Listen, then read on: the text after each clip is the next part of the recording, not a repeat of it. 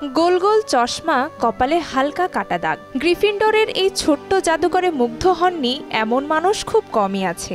কখনো house cup প্রতিযোগিতা, কখনো দুর্ধর্ষ ভোল্ডেমর্টের সাথে লড়াই। জাদুর এই অদ্ভুত সুন্দর দুনিয়ার স্রষ্টা জে.কে. রাউলিং। হ্যারি পটার সিরিজ লিখে যিনি এখন বিশ্বখ্যাত। নারীর লেখা বই কম বিক্রি হতে পারে এই আশঙ্কায় নিজের নাম পাল্টে ফেলেন তিনি। জোয়ান রাউলিংয়ের মাঝে দাদির নাম ক্যাথরিন সংযুক্ত করলে নামটা দাঁড়ায় জে.কে. রাউলিং। 12টি প্রকাশনা সংস্থা ফিরিয়ে দেওয়ার পর 1997 সালে ব্লুমসবারি থেকে প্রকাশিত হয় তার হ্যারি পটার সিরিজের প্রথম বই। জে.কে. রাউলিংয়ের জন্ম 1965 সালের 31 জুলাই ইংল্যান্ডে। ছেলেবেলা কেটেছে উইন্টারবোর্নে। বইয়ের নেশা রাউলিং পেয়েছেন পরিবার থেকেই।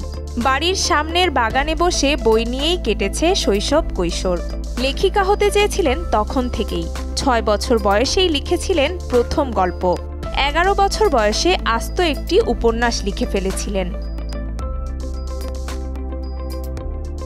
রাউলিং ওয়াইডেন স্কুলে ভর্তি হন। পড়ালেখার পাশাপাশি খেলাধুলায়ও তিনি ছিলেন সমান পারদর্শী। হ্যারি পটার সিরিজের হারমায়োনি গ্রেঞ্জার চরিত্রটি তার নিজের শৈশব থেকে নিয়েই তৈরি করা।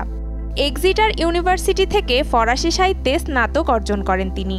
হ্যারি পটারের প্লট মাথায় আসে 1990 সালে ম্যানচেস্টার থেকে লন্ডন যাওয়ার পথে। 4 ঘন্টার যাত্রাপথে তার কল্পনা দুনিয়ায় নাড়া দেয় এক এতিম ছেলে, যে কিনা বড় হয় তার খালাখালুর কাছে। খালাখালুর অত্যাচারে বড় হওয়া ছেলে হ্যারি নিজেও জানত না তার প্রবল জাদুকরী ক্ষমতার কথা। এভাবেই জন্ম হয় তার বিখ্যাত চরিত্র হ্যারি পটার। মা মারা গেলে থেমে যায় তার লেখা। স্নাতক শেষ করে রাউলিং পর্তুগাল যান। সেখানে তার দেখা হয় জার্নালিস্ট জর্জ অ্যারান্তেসের সাথে। বিয়ে করেন তারা। 1993 সালে জন্ম নেয় তাদের সন্তান জেসিকা। কিন্তু বিয়ের মাত্র 13 মাসের মাথায় বিচ্ছেদ হয়ে যায় তাদের।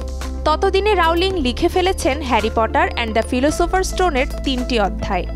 মেয়ের ভরণ পোষণের জন্য সপ্তাহে পাওয়া $70 দিয়ে চলছিল জীবন। সন্তানকে ভালো ভবিষ্যৎ দিতে আবার শুরু করেন লেখালেখি। 1995 সালে শেষ হয় হ্যারি পটার সিরিজের প্রথম বই।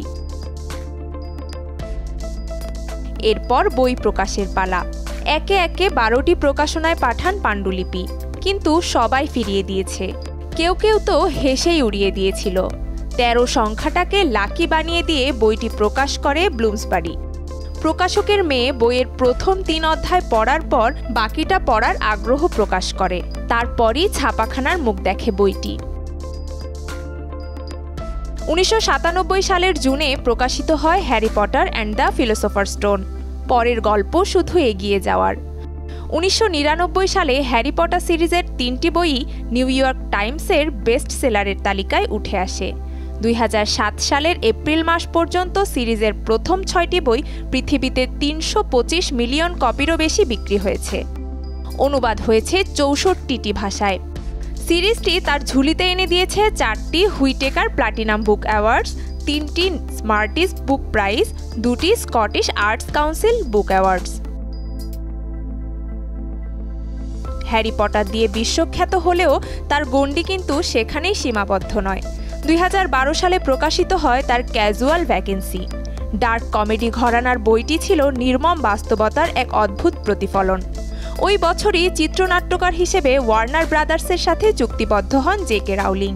2016 সালে Harry Potter and cursed child এবং fantastic beast and where to find them দিয়ে আবারও জাদুর দুনিয়ায় ফিরে আসেন রাউলিং।